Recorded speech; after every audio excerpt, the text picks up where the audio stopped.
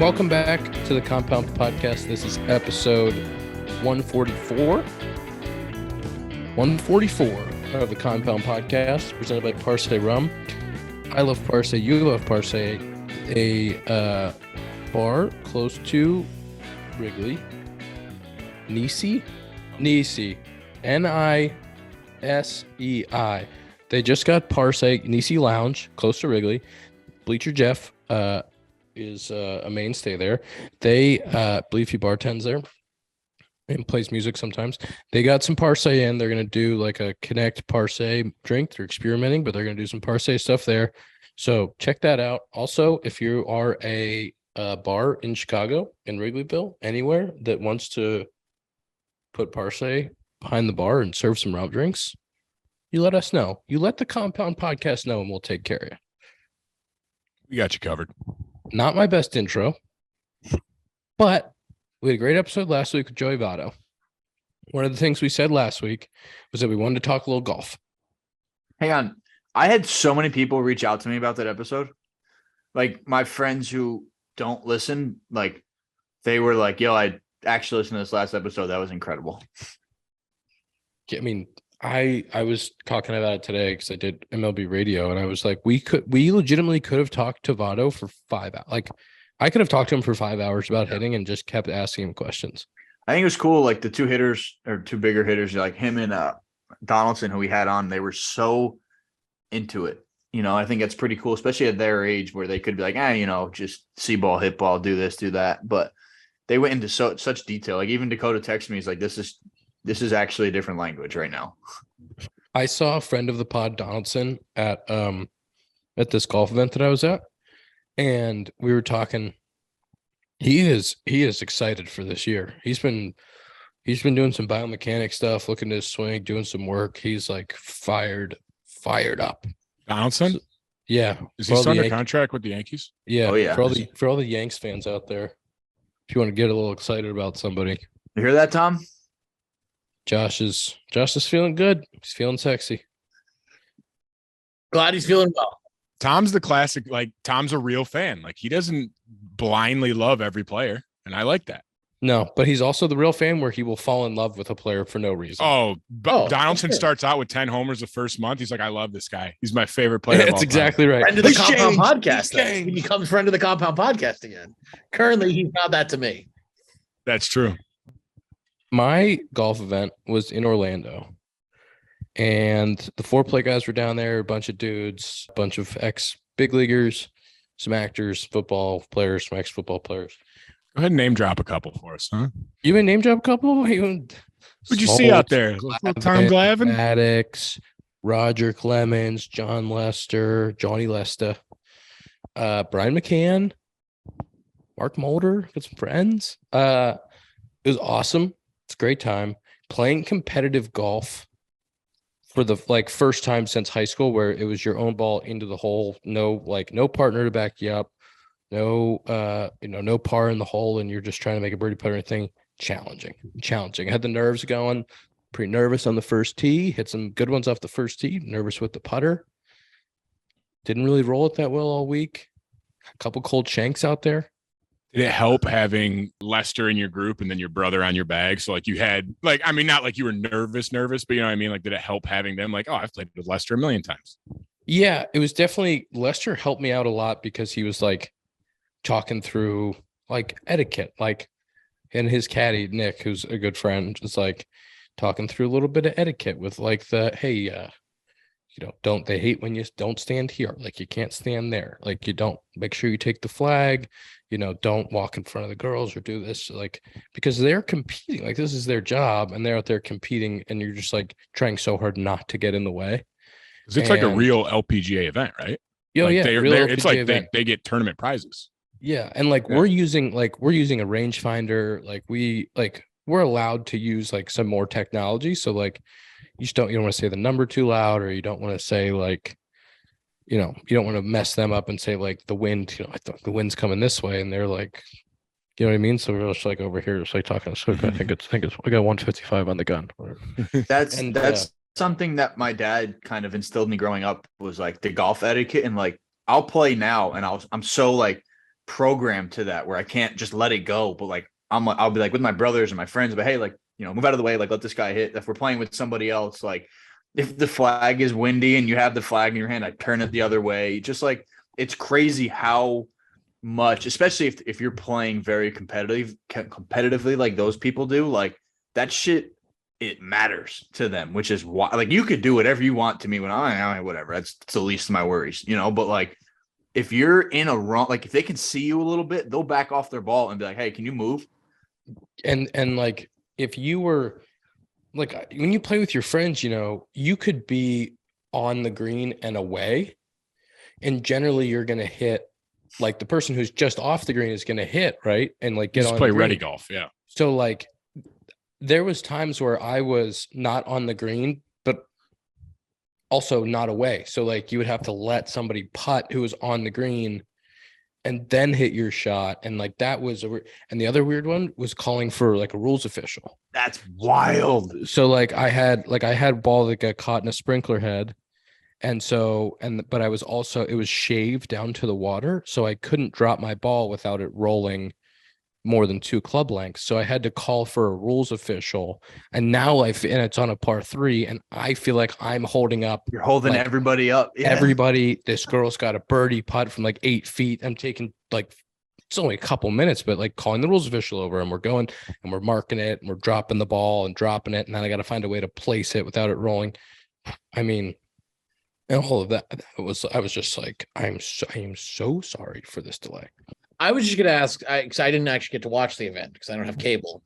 What was the format? What you guys were going out with less, like what when you went out, who was out with you? Was there LPGA players with you? Was it just Lester? Was it a combination? So there were 3-person tee times. So it was 1 LPGA player and then 2 celebrities. So my first day was me and Lester. And then I played with Glavin day 2, or Michael Pena day 2, Glavin day 3, and then Kevin Millar day 4.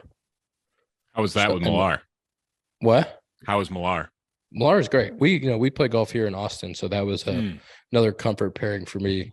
And he's so much fun and carries the conversation. He's great. So was the pace of play like a huge difference? Because like you said, like when we play together, it's like, you know, like guys just go to their balls, and even if you're in front of the other person, like you just kind of stand to the side, watch them hit. Like you just hit, like you're not really waiting, like, oh, you're the farthest one back, like you hit. It's like, if you're at your ball, just go ahead and hit it. I mean, we were playing legitimate. It didn't feel that long because you're so in every shot, but we're playing legitimate 5-hour rounds. Yeah.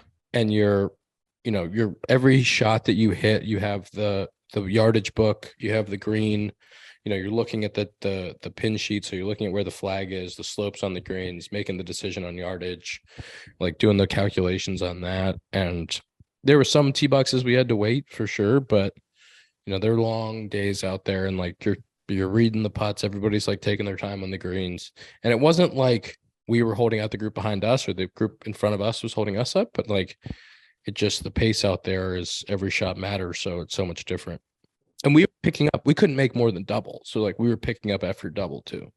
If you watch like on TV, like when there's some times where they're marking or they're lining a putt up, they'll line it up, like walk to the other side, come back. And like, if I take a certain amount of time, sometimes if I'm playing with my friends, I'm like, hey, my bad, I'll go, like whatever. There's no care in the world for these people sometimes. Like they're taking like 6-7 looks to make sure they're aligned correctly. And I'm watching sometimes, I'm like, bro, you got to hurry up. None of the girls that I played with were slow. Like they all played at a pretty good pace, but there was definitely just a purpose to everything they did. And like looking, and what I was really surprised by, one of the things I was really surprised, first of all, the girls are amazing. Like they don't miss. They do not miss. They're so good and they are so consistent. Their ball striking is incredible. I'm hitting it way by some of these girls, and they're hitting 5 woods to a foot, like just feathers. But they didn't really use their caddies much on the greens. So I was going to ask about the caddies, if you heard any conversations that they had with them. Yeah. But because like, I think putting, unless the person really knows the course, I feel like if you have two different looks at a putt, like if you're saying like, if I'm your caddy, like Ian, you know, I see this moving left to right, and you're like, fuck, well, I see this moving right to the left. I think that kind of, you know, can mess with you. Same thing, you know, I don't know, like hitting or pitching, like, hey, this guy's his heater's riding, and you get in there and he's throwing this. You're just like, wait, what? No, it's Yeah, not. what'd you say? There's definitely occasions where they asked the caddy and like, dude, like I'm not quite seeing this. What do you think? But I would say like 90% of the reads were solo. And they just, you know, the caddy just like stood off to the side of the green, held the flag or whatever. And the girl would just like find the line, and they rolled it so well. But it was I was surprised by that because like Chris and my brother and I are like, we're trying to read everything together. And like, what do you see? What do I see? I can't see anything. And like these girls are just like doing that themselves. They did definitely have conversations about you know, club selection and trying there a lot of times with the caddy, they were trying to figure out what the number was, where the miss was, but you know, on the greens, it was not much at all. I think it's cool when they're in the fairway and they're like, yeah, well, you know, it's 142, probably a little wind hurt at probably playing 146. If you land at 144, you should be good to take a one stop hop right next to the pin. And it's looking at the yardage book, it's going to go down that way a little bit. So yeah, just hit your 145.3 club and you'll be good. It's like, wait, yeah, what? There was so much of like, especially at that golf course, like long was dead. So it would be like back flag 145. Okay, that means the middle's 135, the front's 125. Like we have 128 to cover this bunker. Like right doesn't hurt us, left we're dead, long we're dead. Like, all right, we're gonna try to hit something like 135, 10 yards right of the flag, or 5 yards right of the flag, you know, and like trying to figure that out. It took me a few days to like really even contemplate, because I was like the first day just like missed long with the guy and just like, okay, well, I just made double. You know, my biggest gripe with the whole tournament, and I don't know if we talked about it last week, if it was off air or not. I turned it on Golf Channel. So I was trying to see you out there. And it's just Marty Fish. It's nothing but Marty Fish. I'm like, this guy played on the PGA Tour. All right, enough. Let me see the celebrities. Let me see Glavin. Let me see Mulder. Let me see Happ. Let me see Lester. And it's just Marty Fish, and that's it. And I'm like, enough. We don't care. He's very good. And he's dominating. He's up by like 20 points or however the scoring system was. I'm like, okay, he wins. Show other people. My friend sent me a cool snap of you hitting out of a bunkers, like an intermediate bunker shot. I think on a par 3. You were kind of pretty far right. But it was a hell of a bunker shot. It was a really good bunker shot. That hole with this, so that hole was 3. It was a par 4. It was dogleg right par 4. Right. It was like 320 maybe. And that day they moved it up to like 245 or 250. And we kind of had like a left-right helping wind. I hit 3-iron on the green, rolled off the back. So like it hit like kind of back right in the green, bounced and like rolled over back right bunker and left me with this kind of like gross, maybe 30-yard bunker shot. Look at the kid. Oh, shit. It's all blurry. And I didn't like, the cameras were up there the whole time, but you never knew like if they were filming you or the girl or like actually. And that was one of my best shots of the week. And it was the only shot that made it on TV. So maybe I was pissed. I kept it on for like good 30, 45 minutes. I was like, all right, enough. I've seen Marty Fish is playing so well, and he was playing with the leaders because he was, you know, he himself on 4 days shot like 8 or 9 under. So he was dominating. Ugh. But yeah, he got a lot of the TV time. I was on my way out to California and I checked after the first day and I tried watching and it worked for like 2 minutes. And I was like, there's no way that I'm able to watch a live event on a flight. And I was streaming it and then it worked and then it cut out like whatever. And then I checked your score and I was like, oh no, Ian. Oh no. Tough first day. I mean, I got a lesson. I was trying to swing this swing that I realize now why, like when you get in, like when they talk about like tournament golf and like practicing enough on something to put it into play in a tour, like by the 6th hole, I was like, this isn't working. Didn't know my numbers. And like, I tried to play it all day and it was like, you know, when you're 0 for 10 and you have like this feeling right in here. For Dakota, I would assume that it's like if you've walked 3 people and you can't find the zone, and it's like right there. Yeah. That's helpless. Very, very helpless feeling. I was having that feeling. That's how I feel every time I hit a golf ball. I'm just like, I don't know where it's going. It's just anywhere. It's just right in my chest. Like I was like, I can't figure this out. Like I'm struggling so bad to hit a good golf shot. And I was feeling just like so upset about it. And so the next day I got to the range and was just like, you know what, I gotta play my swing and go out and think about flight of the ball and let it play. And then I played a lot better the next 3 days and actually got into somewhat of contention. You were pure the next. I kept watching. I was because they were pretty good at updating like the leaderboard online, and they would do it hole by hole, and it was good. Like, did you eagled the first one on opening hole on the next day, right? I opened on 10 the next day. I started on 10, and I hit a 2-iron in the middle, and then I had a 50-degree, like 118, 117-yard shot in, hit it, like sheared it. It's like, oh, that's pretty good. Hits behind the hole, spins back into the hole. Does everybody go nuts? Was there a crowd? The crowd, it wasn't like a huge crowd. It was probably like 20 people, 25 people up there. And they were like, oh, and I started clapping. I was like, oh my God, my brother has bad eyes. He can't see anything. So like, he's like going to pick up the divot and like has no idea that it went in. And that was a pretty cool. So I started the day with the eagle, and then I made another eagle on 2, which is a par 5. So the 2 eagles were big. Were there skins in this? Could you guys sign up for skins? They were skins. Yeah. Did you win? Skins. Those were both skins. Yep. Fuck yeah. But yeah, it was awesome. I will be very excited if I get the invite back next year and hopefully learn from my day one mistakes. Can we talk about Zach being upset at shooting an even par at Pebble That's Beach? what I really want to talk about. So while I was in Orlando playing this event at Lake Nona, Hilton Grand Vacations, really wonderful. Thank you for having me. No free ads, but no free ads. We'll send the invoice. Zach was on the West Coast playing in an event at Pebble, Spyglass, and Cypress. No, Spanish Bay. That's what I meant, Spanish Bay. And wait a minute, Zach's event was brought to you by SeatGeek. Today's episode is sponsored by SeatGeek. Baseball season's coming up. Live events are back, which means you get $20 off tickets at SeatGeek with promo code COMPOUND. I wonder if that includes spring training at Sloan Stadium. I hope it does. If you go to SeatGeek, it's got to be .com, right? SeatGeek.com. Oh, we have a code down here. Code COMPOUND, $20 off. SeatGeek for tickets. I'm sure there's an app too. You can go the app on your phone. SeatGeek, all kinds of Cubs tickets, other tickets, Super Bowl tickets, maybe. I can confirm spring training is going to be on there. So spring training is going to be on it. Okay, spring training kind of in event. Arizona. Come see the Cubbies, or go to Lakeland and see the Tigers. And go Tigers. Good point.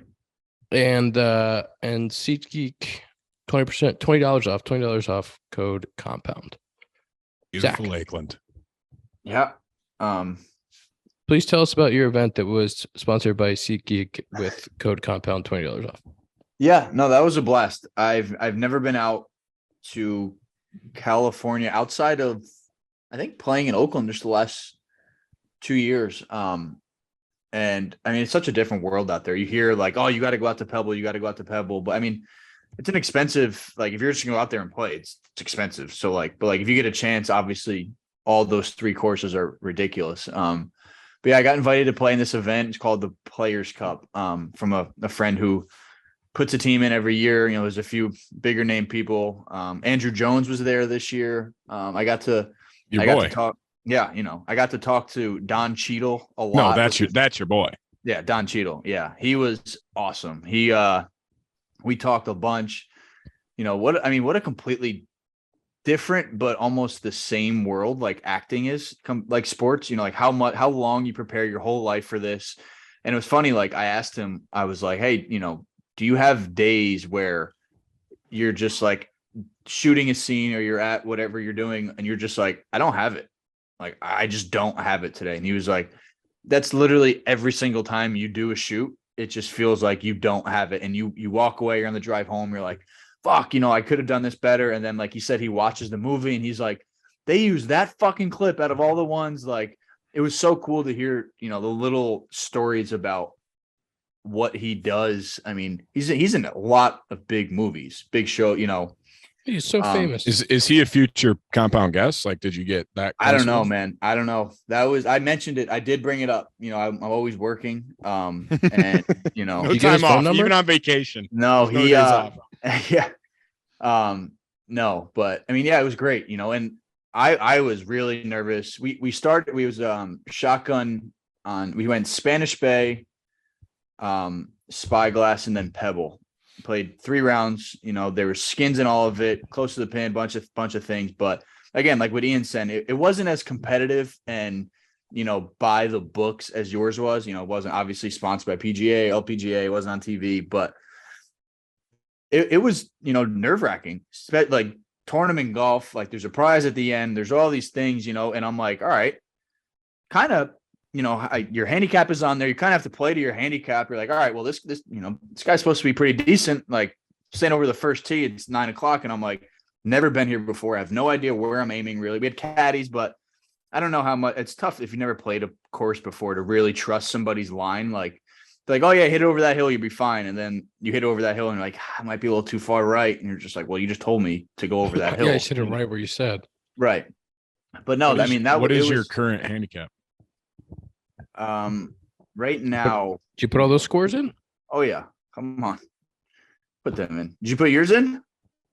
Oh yeah, they're pumped my handicap up. It was Yeah. great. Mine's right now is a plus 0.2. Oh, so you've gotten worse. No, Didn't used to be a +1. I mean, yeah, back in my day, you know. But Back no, in I your mean, prime. it was awesome. I mean, 3 days there. Pebble walking up 4 is like when you really see the course.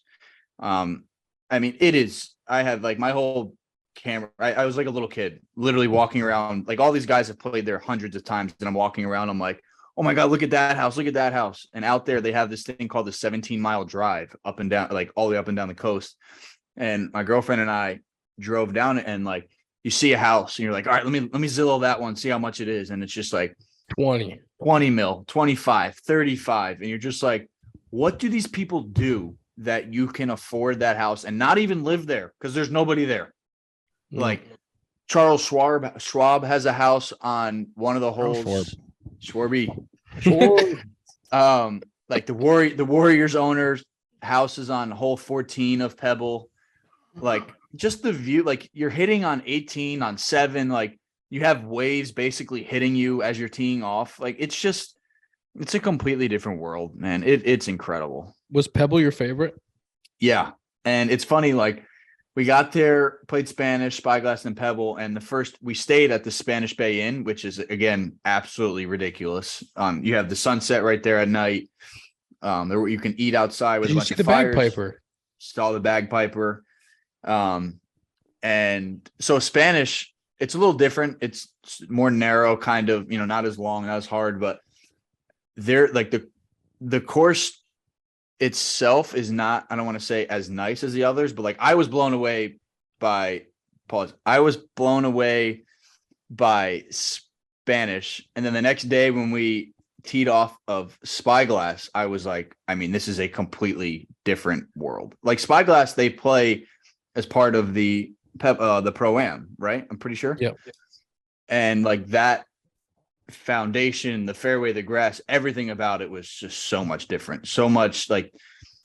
And then Pebble, obviously, you know, just like I said, the views, and like on hole 6, Tiger, you know, hitting driver and then, you know, 4-iron, whatever it is, like a completely blind shot, and like you see that walking up that hole, it's just like, I mean, literally Tiger is one of the most famous shots here.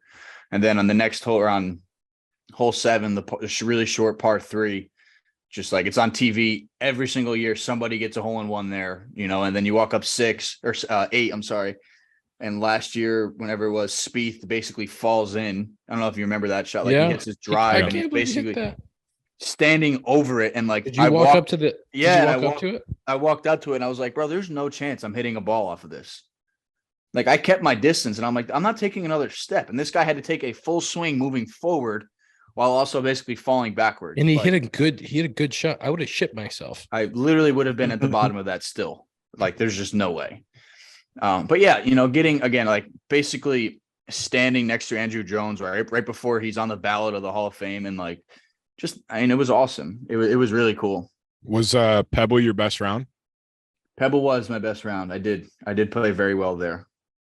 Then why were you? And I say you were upset. You weren't upset, but he texts us. He goes, "Shot a 72. Should have been a 68. Left a lot of putts. Okay. I might as well have left my putter at home this weekend." But that was a story again. Like out there, like I've never played out there.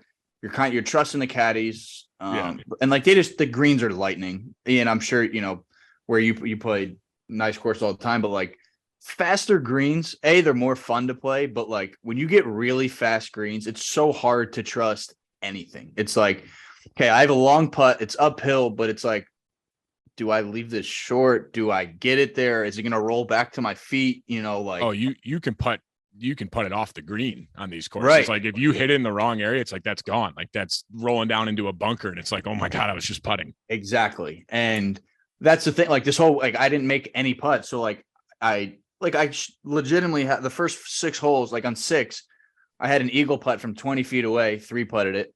Like I realistically, not even saying like, oh man, if I made that 45-footer, I'd be 4 under. It was just like, man, if I accidentally rolled in a few putts, it should have been, but again, it all evens out. You get lucky on some holes. Like I made a really nice up and down from like a fairway bunker 150 yards away. Like I bet you I can't do that more than 2 times out of 10. Like it's just hard, but it was awesome. End of the day, the people need a 1v1 Ian Happ versus Zach Short, and I'll be on the bag. I'll carry both bags over my shoulder. Tom's coming. I'll be unbiased. We're just waiting for Tom to come set up some golf. I'll be the commentator. I'll be Jim. Tom is up in the booth commentating.